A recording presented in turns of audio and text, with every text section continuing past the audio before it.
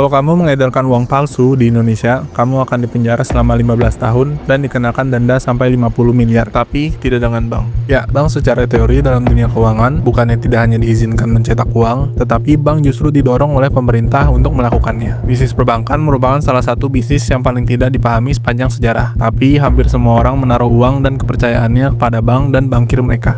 Quote, sudah sewajarnya masyarakat di negara ini tidak memahami sistem perbankan dan moneter kita, karena jika mereka memahaminya, saya yakin akan terjadi revolusi sebelum besok pagi. Talking about. I'd like to redeem my IOUs, please. Thank you very much. Hey! I want my gold back now! Thief! Thief! I love the bank run, bringing people together. See, they all found out he was stealing, made a run on the bank and demanded their gold, but as you can see, there ain't no gold to get. Dan semakin kamu melihatnya, semakin absurd juga kamu menyadari bahwa ini benar-benar sangat aneh. Jadi, bagaimana sebenarnya bisnis perbankan bekerja?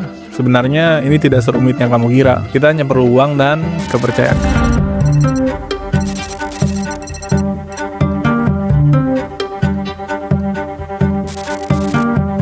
Walaupun membuka sebuah bank itu sangatlah rumit, ada satu cara cerdas yang bisa kamu gunakan untuk mengambil keuntungan dari sistem ini tanpa jadi korban, yaitu dengan kartu kredit yang tepat. Kartu kredit Honest, salah satu sponsor dari video ini, kartu kredit yang bukan cuma pembayaran, tapi juga partner strategis buat bikin hidupmu lebih efisien dan produktif. Dan salah satu programnya bisa mendukung untuk permodalan seperti dalam video ini. Kartu ini cocok banget buat kalian yang di umur 20-an karena mudah dan simple, sekaligus dengan bunga yang kecil. Kalau kamu nonton video ini sampai habis, kamu dijamin bakal manfaatin sistem kartu kredit seperti ini. Pastiin kamu download lewat QR ini, supaya proses ACC-nya lebih mudah.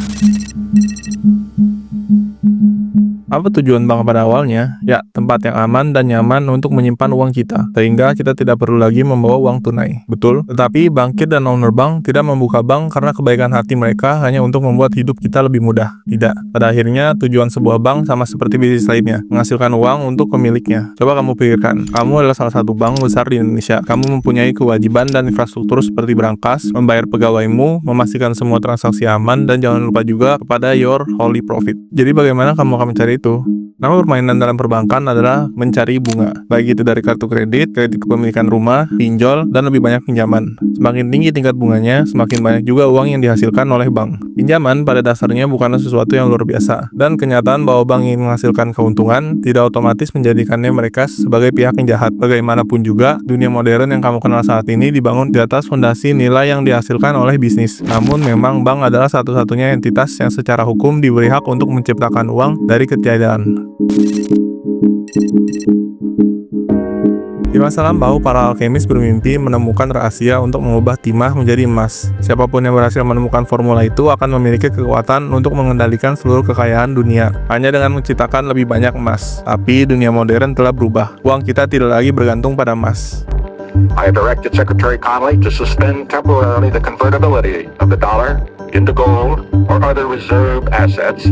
Sejak Bapak ini membuat kebijakan bahwa US dollar sudah tidak perlu lagi dikonversi dengan emas atau bahkan sesuatu yang nyata, uang hari ini dikenal sebagai fiat money. Tidak lebih dari selembar kertas yang nilainya hanya karena pemerintah mengatakan itu bernilai. Kita menggunakannya, percaya bahwa esok hari kertas ini masih bisa ditukarkan dengan sesuatu yang nyata. Dan dalam sistem uang fiat ini, para bankir telah mengambil peran sebagai alkemis modern, dengan kekuatan untuk menciptakan uang secara harifah dari ketiadaan. Di balik jargon teknis yang rumit, prosesnya sebenarnya sangat sederhana. Keajaiban ini terjadi setiap kali kamu menyetor uang ke dalam rekening bankmu. Misal kamu mendapatkan gaji sebesar 10 juta. Seperti layaknya orang normal di dunia ini, kamu menyimpan gaji kamu di dalam bank yang aman dan bisa kamu tarik kapanpun. Tapi secara hukum, bank menyimpan bahkan hanya diperbolehkan untuk menyimpan sekitar 10%, walaupun di Indonesia 9%, dari gaji yang kamu simpan itu. Berarti dari 10 juta yang kamu setorkan, bank memiliki kekuatan untuk mengambil 9 juta dari uangmu dan meminjamkannya kepada orang lain sebagai pinjaman. Mudah bukan? Gambaran ini yang disebut fractional reserve banking. Oke, ini kita kasih blueprint jelasnya.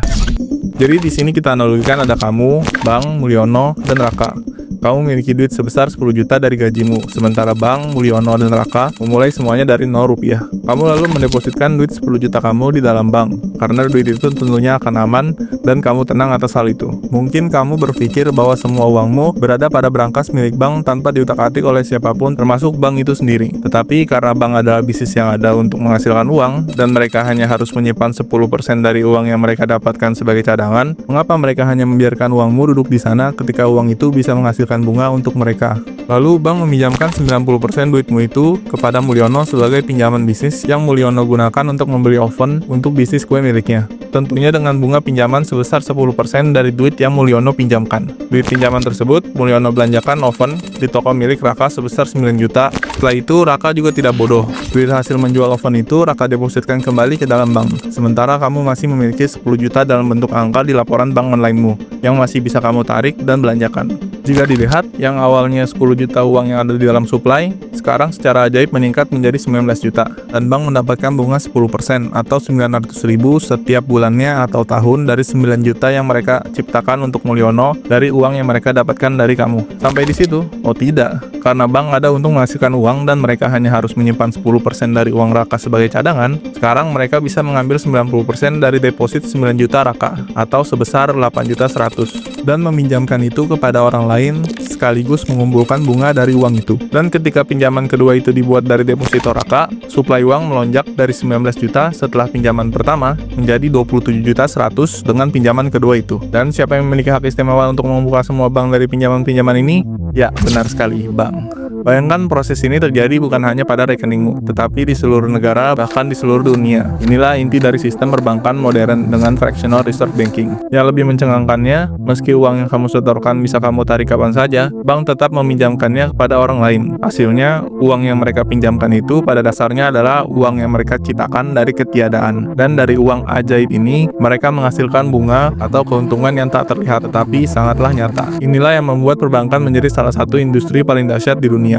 Coba kamu bayangkan dalam industri apalagi orang-orang dengan sukarelanya menyerahkan seluruh tabungan hidup mereka kepada kamu, memberimu izin untuk secara legal menciptakan lebih banyak uang dari ketiadaan dan kemudian mengumpulkan bunga dari uang yang baru saja kamu ciptakan. Ini bukan sekedar bisnis, ini adalah cara mendefinisikan ekonomi global. Untuk memberikan gambaran nyata tentang bagaimana bank dapat menghasilkan pendapatan besar dari bunga, mari kita lihat salah satu bank terbesar di Indonesia, PT Bank Sentral Asia atau BCA. Berdasarkan laporan tahunan 2018, BCA mencatat pendapatan bunga bersih sebesar 45,3 triliun rupiah.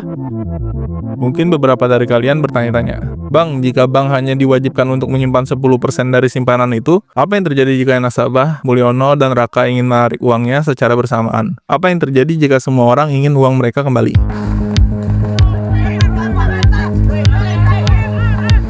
Inilah yang dikenal sebagai bank run, dan ini telah menjadi masalah sejak awal sejarah perbankan ada. Dalam sistem perbankan, dengan fractional reserve bankingnya, bank run hampir tak terhindarkan. Cepat atau lambat, orang-orang akan ingin menarik uang mereka, dan bank tidak memiliki cukup cadangan untuk memenuhi permintaan itu.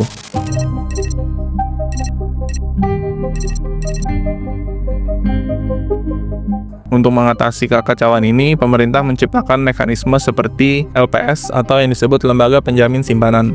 LPS menjamin simpanan nasabah hingga 2 miliar per orang per bank jika bank tidak mampu mengembalikan uang nasabahnya, atau BLBI pada saat tahun 1998. Oh ya, subscribe dulu, kita bakal bahas banyak tentang dana langit itu, dan bagaimana banyak para naga kaya dari dana tersebut. Namun, ada sisi lain yang jarang dibahas. Dengan adanya jaminan dari LPS, apa yang mencegah bank dari mengambil resiko besar demi keuntungan yang maksimal? Jika skenario terburuknya adalah bank gagal dan simpanan nasabah tetap dijamin oleh pemerintah. Gimana insentif bagi bank untuk bertindak hati-hati dan etis? Sistem ini secara tidak langsung memberi bank kebebasan untuk mengambil resiko besar dengan uang nasabah, karena mereka tahu bahwa ketika keadaan mereka menjadi buruk, ada jaring pengaman yang siap menyelamatkan mereka, yaitu pemerintah. Jadi, seberapa absurd bisnis perbankan ini? Oh ya, tentunya LPS atau BLBI tadi itu merupakan duit kamu juga yang pemerintah ambil dari uang pajak yang kalian setorkan setiap tahunnya atau setiap bulan. Ibaratnya, kalau bank yang melakukan kesalahan, kenapa harus kalian juga yang bertanggung jawab? Aneh bukan? Apalagi obligador BLBI banyak yang masih menjadi buronan sampai sekarang ini. Pemerintah tuh goblok.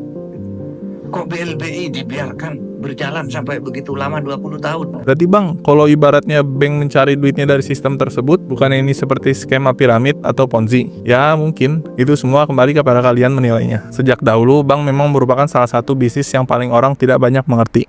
Banking system is an act of faith. It survive only for as long as people believe it will. Oh ya, makasih telah nonton sampai akhir. Kalau kalian suka dengan dokumenter seperti ini, pastiin kamu subscribe channel ini untuk konten bagaimana cara dunia sebenarnya bekerja. As always said, stay dangerous.